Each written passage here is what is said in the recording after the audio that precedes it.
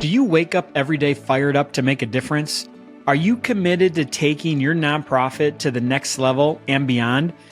I have news for you. Success isn't about hard work or passion. It's about having a smart, scalable strategy in place. Hi, I'm Tom Kelly, your nonprofit catalyst. You may know me as the CEO of Charity Auction Today and Donor Books, or the author of The $1 Million Nonprofit. What I help nonprofits achieve that give them a significant edge and a clear path to substantial growth is the ability to strategically fundraise and effectively engage their community. And that's what I'm going to share with you right here on the $1 Million Nonprofit Podcast.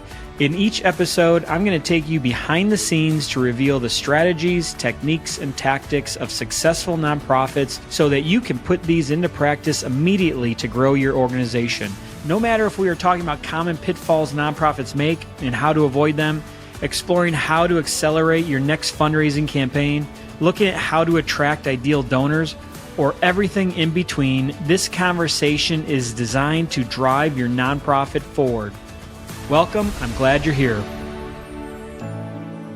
Welcome back to the $1 Million Nonprofit. Today, we're exploring a cutting-edge topic that's reshaping the way nonprofits fundraise: crypto philanthropy. It's not just about accepting cryptocurrency donations. It's about leveraging new technology to create innovative fundraising strategies that can expand your nonprofit's reach. Whether you're a crypto novice or looking to take your fundraising to the next level, this episode is packed with insights that will transform your approach. To guide us through this exciting space, we're joined by Pat Duffy, the co-founder of The Giving Block, a Shift4 company. Pat pioneered crypto philanthropy and helped create the largest crypto giving platform, raising over $100 million for nonprofits. His expertise has helped organizations like Save the Children, United Way, and Feeding America tap into modern philanthropy through crypto and NFT donations. Welcome, Pat, to the $1 Million Nonprofit. Yeah, thanks so much for having me. So we're talking about the world of cryptocurrency and donations and nonprofits. This is a topic that I've just started learning about and probably excites me the most because cryptocurrency is all over the news. And I think it's still kind of in its infancy stage where people really don't know how to start accepting it, how to implement it. Is it worth implementing? And really just kind of is now the time to think about adding a donate by crypto button on their website. So I'm excited to kind of dig into a lot of these different questions that I have to just see how easy it is for nonprofits to implement and really why they should implement it. Yeah, absolutely. So let's start, Pat, with what is the main benefit that a nonprofit can get by accepting cryptocurrency? Yeah, I would say there's two primary benefits. The first one is the immediate influx of revenue. So there's a couple $1 trillion invested in cryptocurrency currently. As a platform, we've raised close to 200 million now. In crypto donations alone, we do stock and DAF and some other stuff, but the crypto revenue channel is very real. So a lot of nonprofits are trying to get more revenue on an annual calendar budget, of course. And then also trying to get that from younger donors just to try to drive away from that average aging donor base. And then the second big reason is the great wealth transfer. So a lot of nonprofits are having a tough time getting young donors into the CRM, in addition to trying to steward them across that bridge into major gifts. And just the fact that Gen Z investors invest in crypto at a higher rate than stock at this point, and then millennials and Gen X invest at a super high rate. Nonprofits who are looking for younger donors who have that major gift capacity, building those relationships so that you can future-proof the donor base over the next 10, 15 years as the wealth changes hands. I think that's what a lot of the blue chip charities are most focused on. Today's episode is brought to you by Charity Auctions Today, the ultimate platform for hosting successful charity auctions online or in person. With their easy-to-use software, you can raise more money, reach more donors, and make a bigger impact. Whether you're running a silent auction, a live event, or a virtual fundraiser, Charity Auctions Today has everything you need to maximize your results without all the hassle. Join over 250,000 organizations that have raised millions with their powerful auction tools. Ready to level up your fundraising? Visit charityauctionstoday.com right now to get started for free.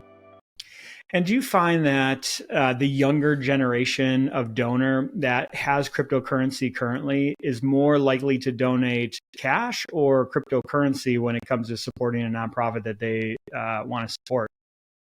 They're definitely more likely to donate cash on average, even if they have a crypto investment. But I really think that's an educational issue more than anything. Like, I think it's the same reason why so many older donors still donate cash instead of things like stock, or have money in a donor advised fund where they're moving investments into those accounts. Like, if you talk to the average person, this is kind of the core of our business, is this tax incentive.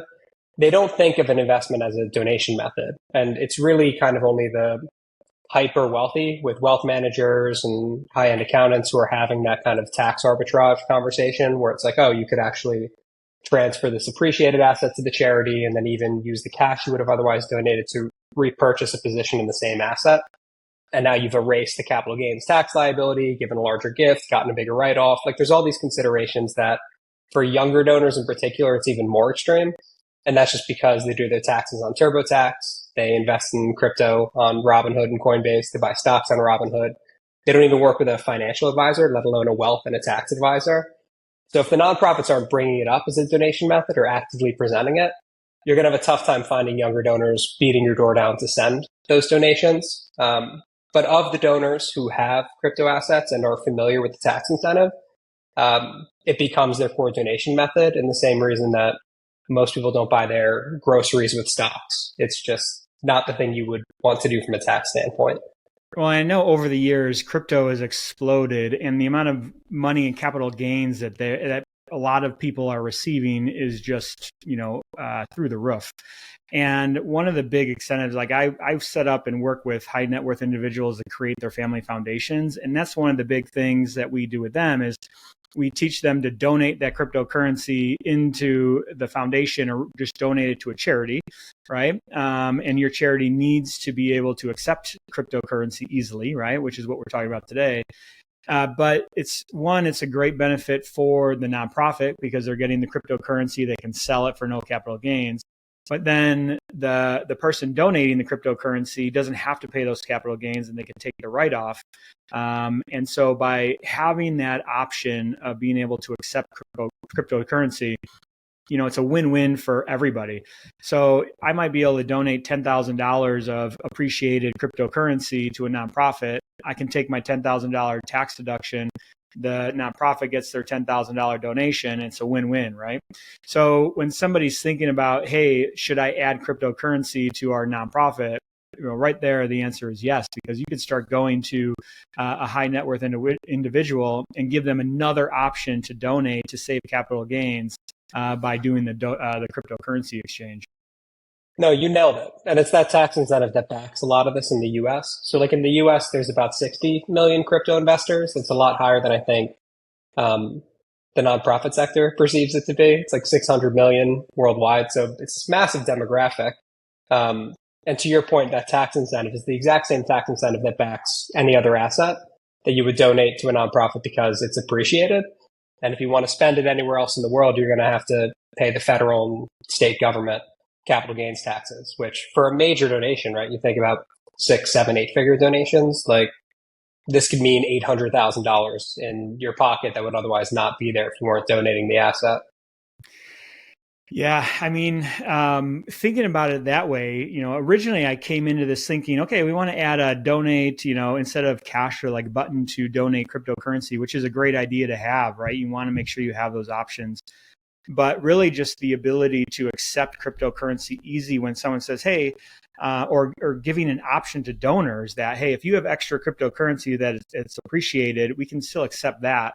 And, just educating them on all the tax benefits. So I think that's a great, just a great tool in the tool belt for any nonprofit to make sure that they can just at least have something that they can accept it with. So, how does the adoption of crypto donations look in today's nonprofit sector? How many organizations are doing it? How easy is it to implement something? To me, to a lot of nonprofits that are maybe like an older generation, cryptocurrency is like I just don't get it, right? That's what they're thinking. So when they don't get something, they don't act on something, right?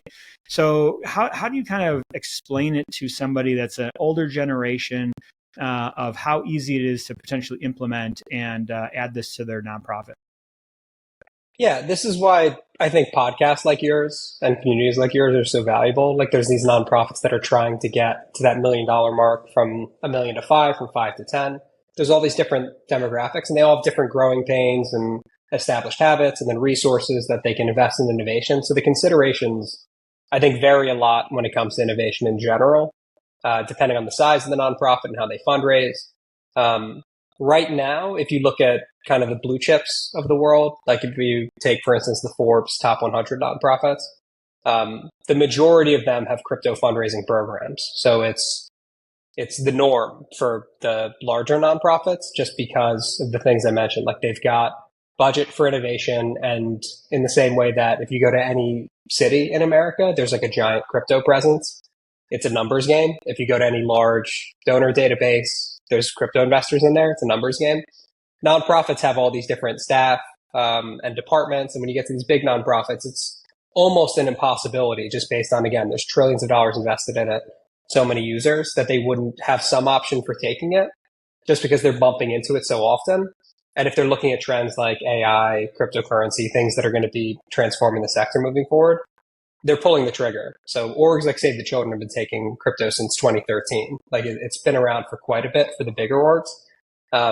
For the smaller and mid-sized orgs, what it usually comes down to is either A, they've got an internal champion who's into cryptocurrency, and that's kind of started the conversation. Or B, they're getting into this mode of expanding the options for giving, in particular with things like stock and DAF and other donation methods. There's, for younger or smaller nonprofits in particular, been a habit up until recently to not promote giving options like stock and donor advised funds, even these longstanding traditional giving options, because they were super manual. It was like a PDF with broker's instructions.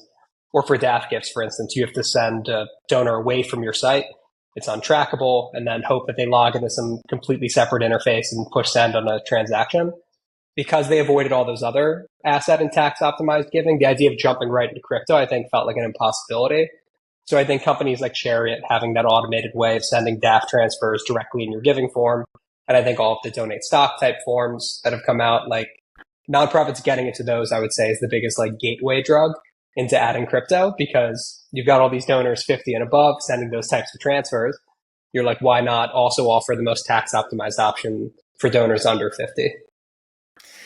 Yeah, and I think about crypto as I personally invest in crypto, and it appreciated so much. I just donated just so I can get the tax deduction. It's I made my initial I guess payment into crypto, let it grow. And then now, instead of taking that money out, because of, I look at it like I don't like taking the money out because of all the fees it is to sell it as an individual, that I got to pay fees, I got to pay capital gains. It's better for me, or more cost of, I get a better benefit when I donate it and take the write-off when I need a write-off. And so, a lot of people don't understand that, some individuals, they invest in crypto, and really their biggest benefit to get out of it is, it appreciates, but it's going to be that tax write-off after they donate the crypto is really the benefit that they're going after. Because that's what I use it for. It's like, I don't want to sell it because if I sell it, I'm going to get dinged 3 times in fees and in capital gains, and then what, right? So it's better to just donate it, take the tax deduction, and it's a win-win for everybody. 100%. Nice. So what steps should a nonprofit take if they want to start accepting cryptocurrency donations? Number one, I would say, is like, get out of your own way. And by that, I mean, there is, with every new technology, a giant misconception that you require a foundational technological understanding of this thing in order to interface with it, right? Everyone's got Wi-Fi and Bluetooth and combustion engines and microwave. Like, there's technology, the pistons in a car. Like, I think most people don't even know how like the engines work, including myself. Like, there's so much technology around us all the time like supercomputers in our pocket. But with things like AI, ChatGPT, people don't touch it because they don't know that you can just pull it up like Google and start talking to it and it does everything for you. I think crypto is the same way. A lot of nonprofits are convinced that accepting crypto or fundraising crypto looks similar to investing in cryptocurrency or developing cryptocurrencies. Those things are complicated, trying to figure out which ones will go up, which ones won't, which is the best bet for the future, which solutions are the most scalable, the most energy efficient, which will win out, which will lose out, how are they being developed, which ones should be listed on exchanges and regulated securities, commodities. Like there's all this stuff going on all the time. I think nonprofits think that has something to do with them, but ultimately it's very similar to the stock market or taking donations in cash. Like the Federal Reserve really isn't how nonprofits think when they're accepting a bank transfer. Which stock should or should not be listed publicly is not what you think when you're getting, shares of Ford stock. For a nonprofit, what it really comes down to is, do you want the people who invest this way to have their most tax optimized method for sending you money, right? Do you want these younger donors? Almost 90% of millennial millionaires are crypto investors at this point. Again, Gen Zs, it's their primary investment method. If we want younger donors to give and not only give $10 a month with a credit card, but like start considering that major gifts funnel, you got to have it there on the website. And I think a lot of nonprofits are convinced that there's a lot of problems they need to solve for. And we talk to them every day, just coming through kind of our sales engine. And they're like, I spent 6 hours on Saturday trying to figure out, should we accept just Bitcoin or all these other ones too? And it's like, oh, we've got a solution that automates all of that. They're like, well, we don't know how to sell it. It's like, oh, it automatically sells instantaneously. It's a 24-hour market. We don't know how to receive it. It's like, oh, those are automatic too. We don't want to accept anonymous donations. And it's like, oh, you can turn that feature off. So the recommendation I would give every nonprofit, in short, is like, go to our website, right, thegivingblog.com, or just start Googling, even if it's not the education coming from us, but coming from somewhere else. And just look at the nonprofits who are doing it or the platforms who offer these solutions and see how many of these problems that you consider concerns are actually solved for before you start hosting those 20-minute meetings with the board where you run them through 8 scary things that might already be solved for. Well, I think that's the big thing with crypto is nobody, for older people, it's just nobody knows anything about it. They didn't take the time. No one's researched it. People still don't understand it. It's not like you can hold something in your hand. And they just think it's very complicated to accept, very complicated to move, to sell. And they just don't know where to start. And, it seems like the Giving Block makes it very easy to just understand. And on your website, you have a ton of free information that they can basically resources that they can learn from. And even just talking with your team, they'll be able to get a ton of information. But I think that's the biggest thing is they're just not educated enough now. And it's such an easy thing to implement, isn't it? Yeah, definitely. And like the word education even feels like too big for it sometimes. Like the way I would frame it is you need to get that 5 minutes of education that gives you that sigh of relief that you don't need 6 months of education, right? We meet nonprofits all the time. They're doing like a blockchain education course that they found through LinkedIn, or, they're reading the Bitcoin white paper, or they're trying to learn, right, the inner workings of how NFTs work, and they're attending conferences where they're unpacking. I sat at a nonprofit conference this year, and part of it is because I think a lot of crypto experts, they learn so much, so they want to show you how much they've learned, but it's not necessarily productive. Like it was this whole room filled, I won't say what conference it is, but there were people up there, legal experts, talking about which types of payments platforms require like money transmitter licenses for cryptocurrency. And you had all these nonprofits like scribbling furiously in notebooks. And I was like, this involves none of you at all. Just to be clear, like you're not Amex, right? You're fine, right? If Amex has the license, use them. If they don't, it's not an offering. So in short, like it's getting educated enough to know what it is. Again, very similar to Chat GPT. We had an all clients meeting yesterday where we started talking about using that for like social media templates. And again, just crickets in the room. And I was like, should I screen share for a second? And I just said, I am Action Against Hunger. Write me a tweet about Crypto Giving Tuesday and use the content on my site to talk about what we do and where the money will go. And it started creating the content instantaneously. Accepting crypto is very similar. There is a platform like us and then a support team of crypto experts and fundraisers and templates, copy and paste stuff. It's been solved for, I would say, over the last 6 years. And you can just in the same way, when you get Wi-Fi, you're not building a router. Rely on the companies and the platforms who have solved for some of the stuff. Yeah. Well, that's the great thing about technology and company like yours. It just, you take all of the pain and the headache of trying to implement something and the complexity, and you just simplify it, right? And that's really the great thing about technology these days is everything can be simplified and implemented really easily and quickly. And like you said earlier, get out of the way and let the experts handle it, and we can get it done a lot faster, and we can implement it and get you, raising money at lightning-like speeds by just kind of getting out of the way with the things you don't know and implementing and talking to people that actually have the knowledge.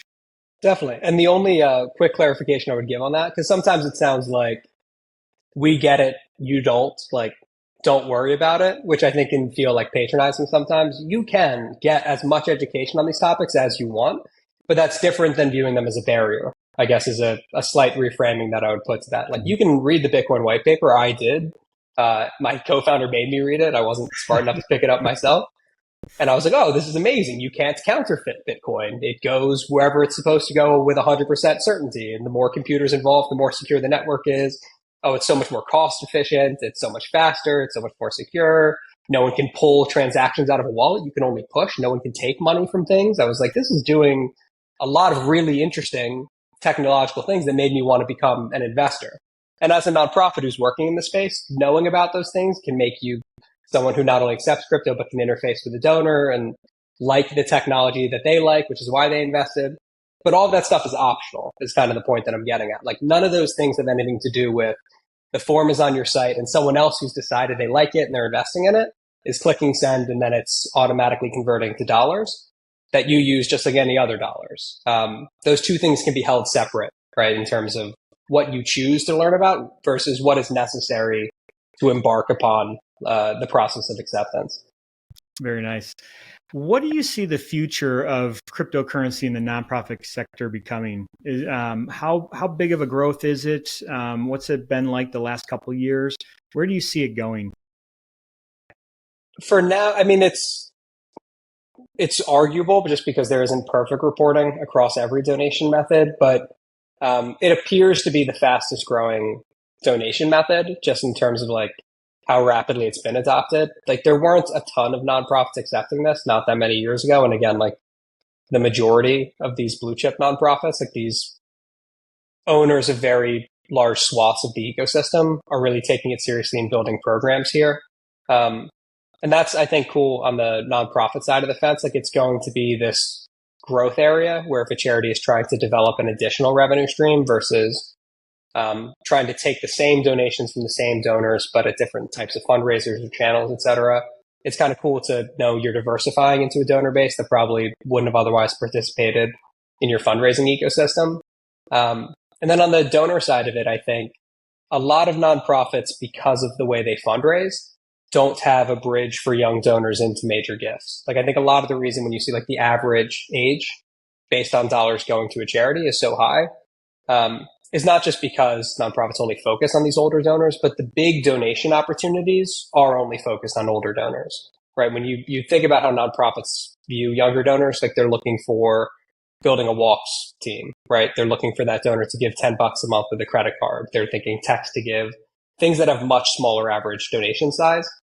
Cryptocurrency is the only thing that I found so far where you're looking at like average donor ages, depending on the charity, that are late 20s, early 30s, mid 30s, and the average gift size being 5 to 15 grand a gift because of that tax incentive. Younger donors aren't being presented stock and donor advised fund giving by these nonprofits. They're not really the gala type, right? They're not getting the major gift packet at the in-person meetings. They're kind of cut out of this.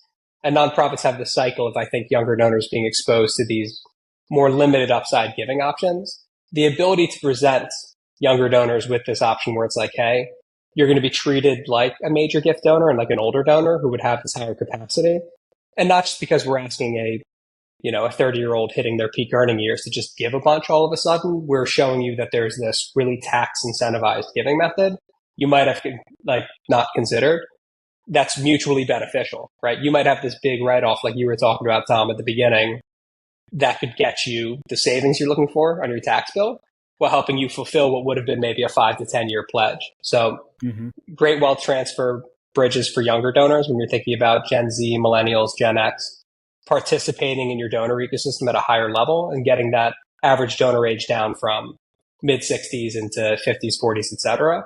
Things like cryptocurrency and I think stocks and donor advised funds are going to be that bridge if you have it on your site and it's really easy to give. So what are some of the ways that nonprofits, after they start accepting cryptocurrency, are engaging with those younger donors? How are they like marketing to them? How are they finding them? What is their message once they say, hey, we can, it's not like, hey, Pat, we're now accept cryptocurrency, come donate it now. Like, how are they communicating with those donors and really kind of, building that relationship with them? Yeah, that was like our big mission when we started on this. Like the first 28 of our first 30 clients were actually charities who already took crypto. Again, like Save the Children's been doing it since 2013. We didn't even start the company until 2018.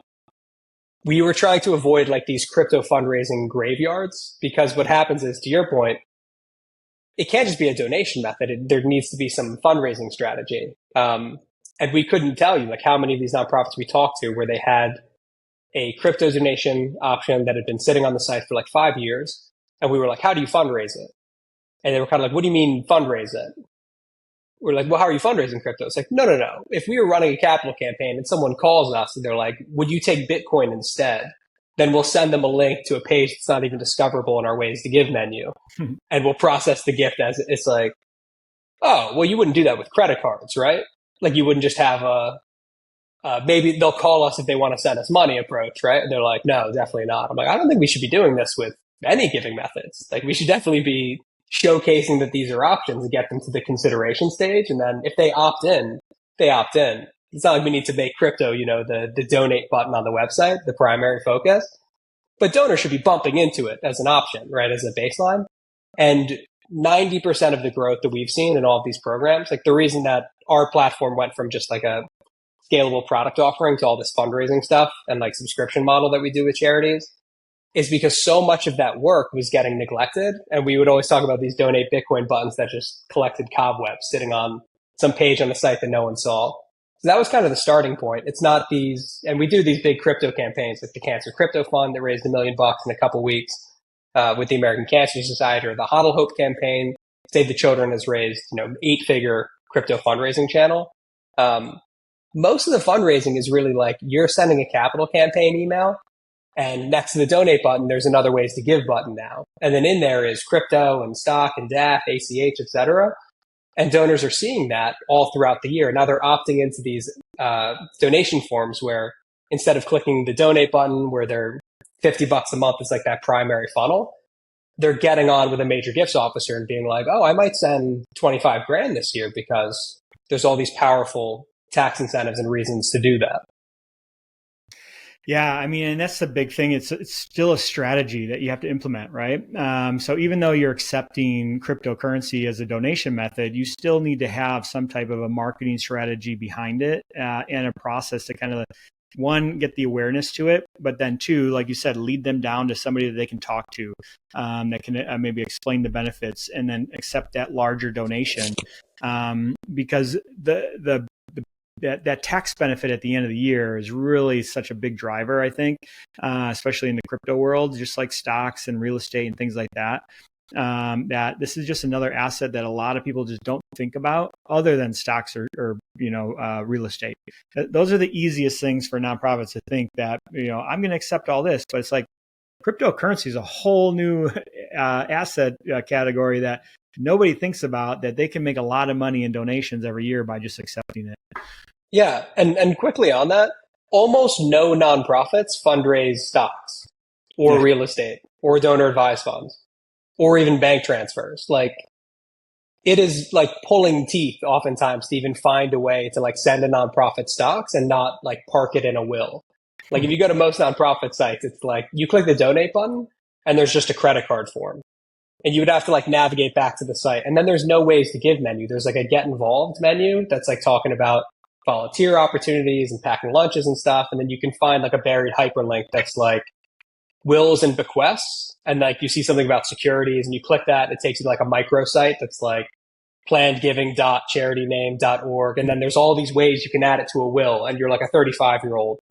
And you have to get through all of that to find like an email for like Rhonda and Major Gifts. And you have to like email her or call her and then get like a PDF with brokerage instructions. And all of the brokerage instructions are like for advisors to fill out. And you're like, oh, I'm not working with an advisor. Like, I want to send this. And then you have to call somebody to like, this is, and I'm talking about like stocks. And there's so much more money in stocks than crypto. 2 trillion in crypto is a lot of money, but like nothing like the stock market. So to your point, it's this integrated thing that, again, like stocks, like real estate, if you make it easy, if it's this menu that is just, you can bump into it, is it on the menu sort of when you're looking at ways to give? All you do is you slip the crypto thing in there. But a big part of this process is just improving the architecture. Like a lot of what we're doing with these nonprofits now is just like, I go to your site, where do I find ways to give? It's like, oh, we don't have that, or it's impossible to locate, or you can't find it on mobile. And then we clean that up. And then it's like, okay, we go to this page. How do I find stock, crypto, DAF, et cetera? Which is prioritized? Where does it sit? And then you just kind of let your donors bump into it. It really is a very simple strategy once you get that architecture set up.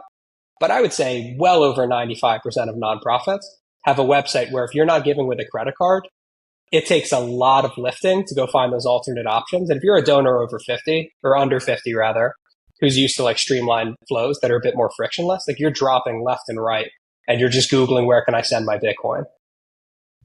Well, and I think the other thing is a lot of organizations collecting stocks and real estate, then now you got to take it, manage it, and figure out what you're going to do with it. With accepting crypto, it's just like accepting cash. It's a lot easier than having to take stock, sell stock, take real estate, sell real estate. So it should just be, if you're collecting cash, you should be collecting crypto. They should just go one and one together. Even if you don't want to accept, stock or real estate, but crypto and cash should go hand in hand, and you should definitely have the way of doing both. Yeah. And you actually don't have to do that with stocks or real estate anymore either. So you can, if you want to, if you're like trying to save like percentage point on like a transaction and just like manage an estate sale from that down, like you can do that. But most charities do it because they think it's the only way. Like what's really interesting, I'd say, with stocks and everything else, we thought crypto would be really hard to get nonprofits into. And it's difficult, of course. It's a new thing. But it's been nothing like we do stock and DAF processing. That's been even harder because a lot of nonprofits are convinced, oh, we've got that problem solved for.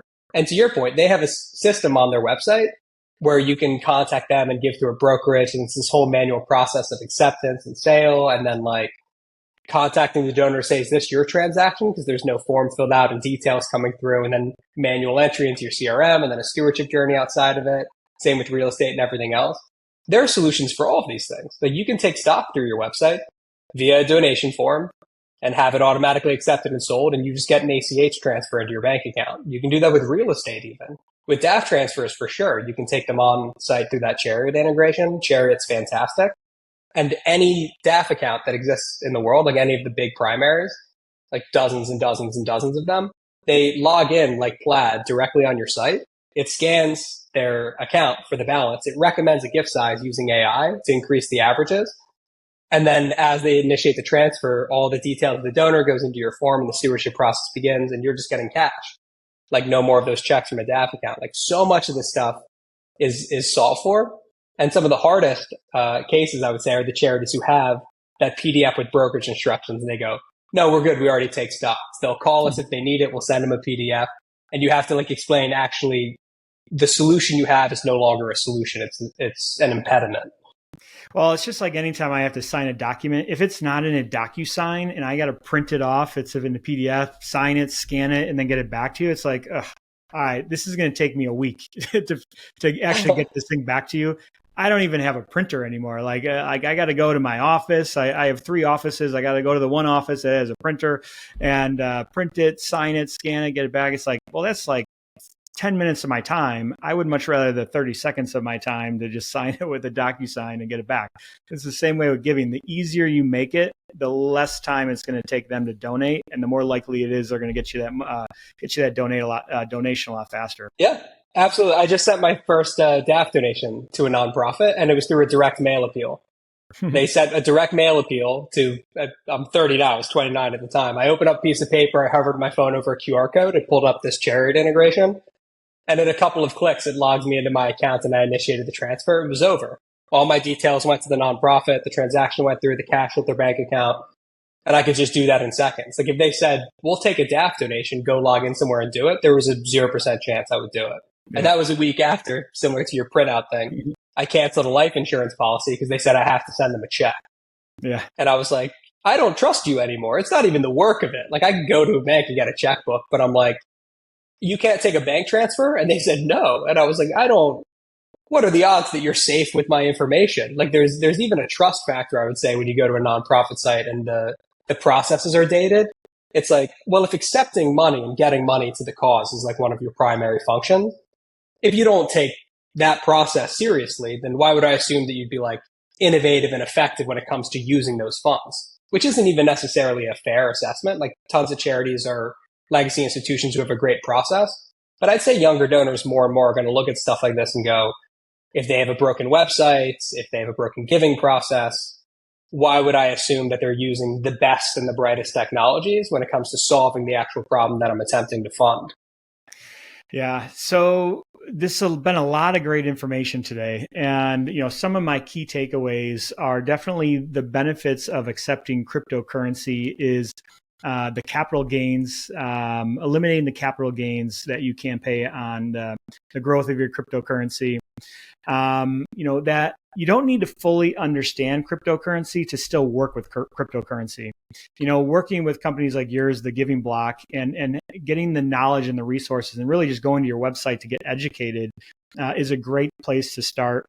And then, adding it to your site, isn't enough. You have to then market and create a campaign to, the millennials and the people that have cryptocurrency to be able to make it accessible to them to donate to you.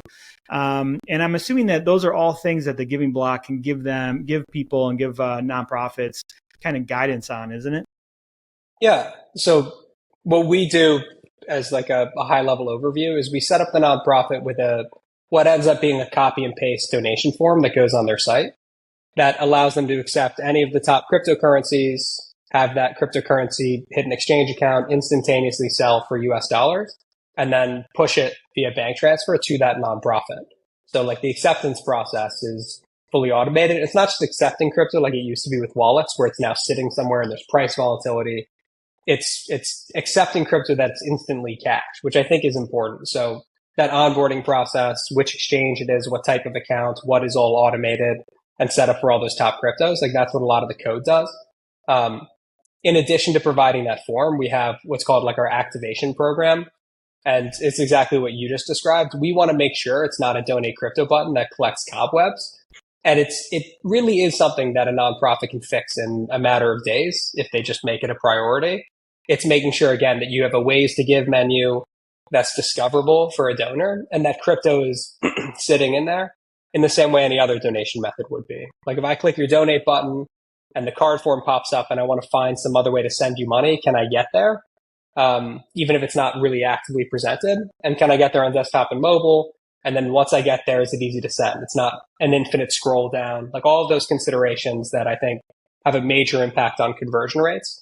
We solve for that through the activation process. And then once that's done, we have a knowledge base, we have fundraising strategists, we have a support team of folks from nonprofits, toolkits, et cetera, that are all designed to do exactly what you just described. Like, how do we put this in front of our donors?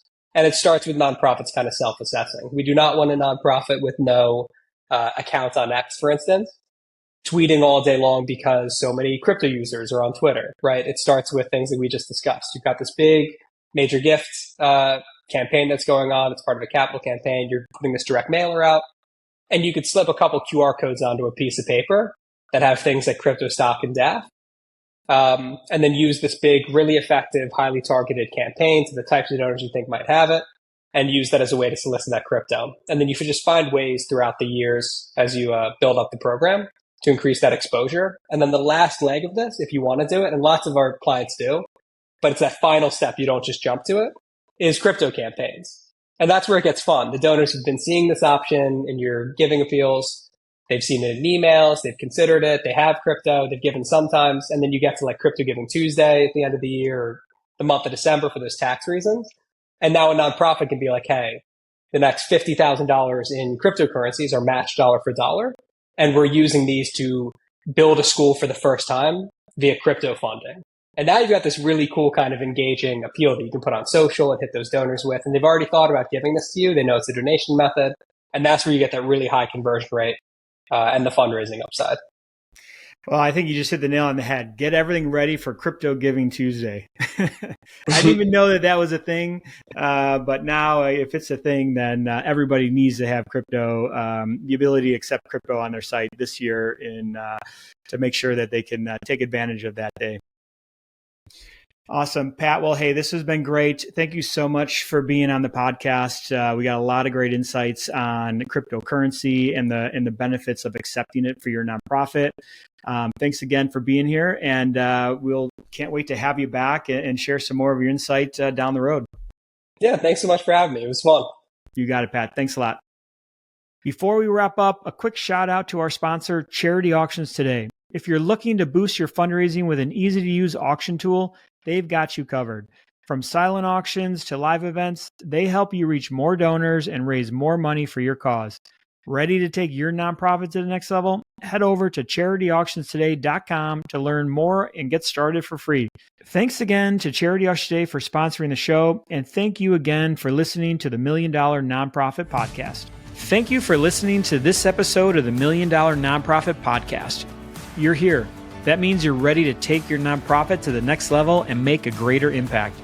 Come visit realtomkelly.com/playbooks to download free playbooks that your nonprofit can use today to start scaling to $1 million in donations. Plus, so much more. Catch the new behind-the-scenes insights on the next episode, and until then, here's to the impact you will make. I'm Tom Kelly. Don't forget to subscribe, share, and encourage others to listen.